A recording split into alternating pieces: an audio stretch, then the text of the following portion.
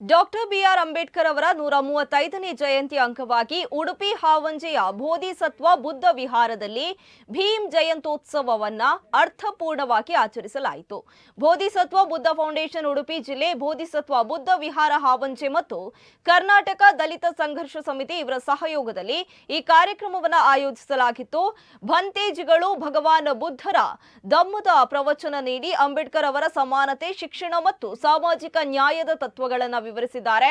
ಬೋಧಿಸತ್ವ ಬುದ್ಧ ಫೌಂಡೇಶನ್ನ ಅಧ್ಯಕ್ಷ ಶೇಖರ್ ಹಾವಂಜೆ ಮಾತನಾಡಿ, ಫೌಂಡೇಶನ್ ಹುಟ್ಟಿರುವ ಕುರಿತು ಮತ್ತು ಬೋಧಿಸತ್ವ ಬುದ್ಧ ವಿಹಾರದಲ್ಲಿ ನಡೆಯುತ್ತಿರುವ ಕಾರ್ಯಚಟುವಟಿಕೆಗಳ ಬಗ್ಗೆ ಸವಿಸ್ತಾರವಾಗಿ ತಿಳಿಸಿದ್ದಾರೆ.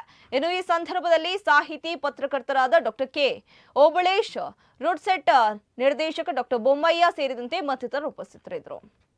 ಈ ಒಂದು ಬೋಧಿಸತ್ವ ಬುದ್ಧ ಫೌಂಡೇಶನ್ ಹುಡ್ಕೊಂಡಿರುವ ಉದ್ದೇಶ ಕೂಡ ಸಮಾನತೆ ಬರಬೇಕು, ಸಮಾಜ ನಿರ್ಮಾಣ ಆಗಬೇಕು,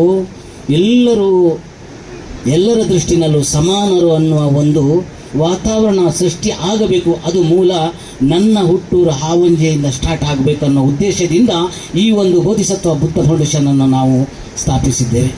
ಈ ಒಂದು ಬುದ್ಧ ಫೌಂಡೇಶನ್ ವತಿಯಿಂದ ಈಗಾಗಲೇ 2 ವರ್ಷಗಳಾಗಿದೆ. 2ನೇ ವರ್ಷವನ್ನು ಕೂಡ ನಾವು ಆಚರಣೆ ಮಾಡಿದ್ದೇವೆ.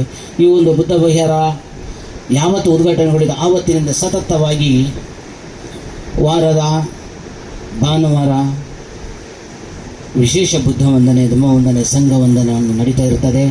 ಪ್ರತಿದಿನ ಬೆಳಿಗ್ಗೆ ಮತ್ತು ಸಂಜೆ ಬುದ್ಧ ವಂದನೆ, ಧಮ್ಮ ವಂದನೆ ಮತ್ತು ಮೈತ್ರಿ ಧ್ಯಾನವನ್ನು ನಾವು ಮಾಡ್ತಾ ಇದ್ದೇವೆ.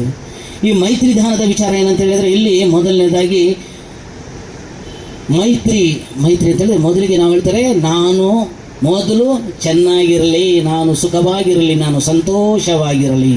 ಅದಾದ ನಂತರ ನನಗೆ ಜನ್ಮ ನೀಡಿದ ತಂದೆ ತಾಯಿ ಸಂತೋಷವಾಗಿರಲಿ ಅಂತ ಹೇಳ್ತೇವೆ. ಅದಾದ ನಂತರ ನನ್ನ ಒಡ ಹುಟ್ಟಿದವರು, ನನ್ನ ಕುಟುಂಬದ ಎಲ್ಲ ಸದಸ್ಯರು ಸುಖವಾಗಿರಲಿ, ಸಂತೋಷವಾಗಿರಲಿ, ನೆಮ್ಮದಿಯಾಗಿರಲಿ ಅಂತ ಹೇಳ್ತೇವೆ.